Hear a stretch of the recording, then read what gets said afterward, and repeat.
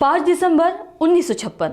शरीर थक चुका था, लेकिन मन में केवल एक ही चिंता, मेरा काम अधूरा नहीं रहना चाहिए। डॉक्टर बाबा साहेब अम्बेडकर पूरे 12 घंटे लगातार लिखते रहे।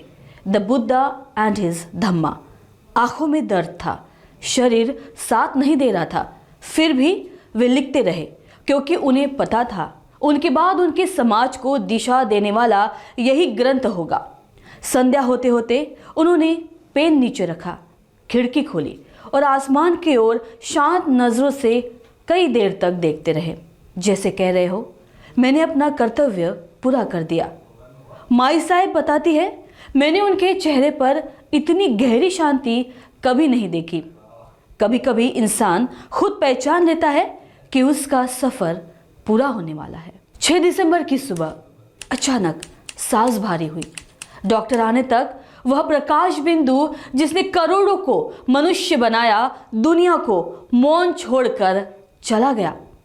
खबर फैलते ही देश थम गया, गिरनियां रुकी, स्कूल रुके, बाजार रुके। लोग सिर्फ एक ही वाक्य कह रहे थे, हम फिर अनाथ हो गए। जब उनका पार्थिव शरीर चैत्य भूमि पहुंचा, इतिहास ने ऐसा जनसागर पहले कभी नहीं देखा था। रोने की दिशा नहीं थी, अश्रुओं की भाषा नहीं थी। बाबा साहेब का शरीर शांत हो गया, पर उनके विचार आज भी दौड़ रहे हैं। उनकी आवाज आज भी लाखों को खड़ा कर देती है। वह गए नहीं, वे हमारे हर श्वास में बसते हैं।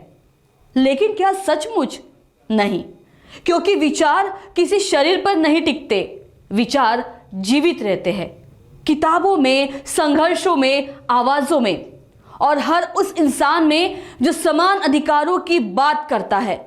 एक गरीब महार बच्चे ने कभी सोचा भी नहीं था कि वह लाखों का भविष्य बदल देगा।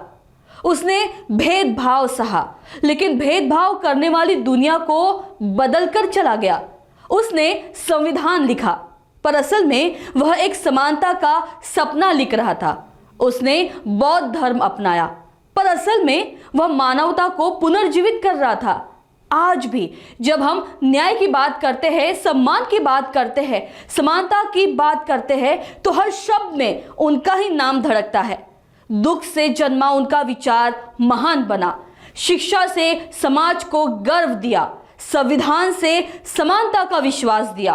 बाबा साहेब न्याय के सबसे बड़े वास्तुकार हुए।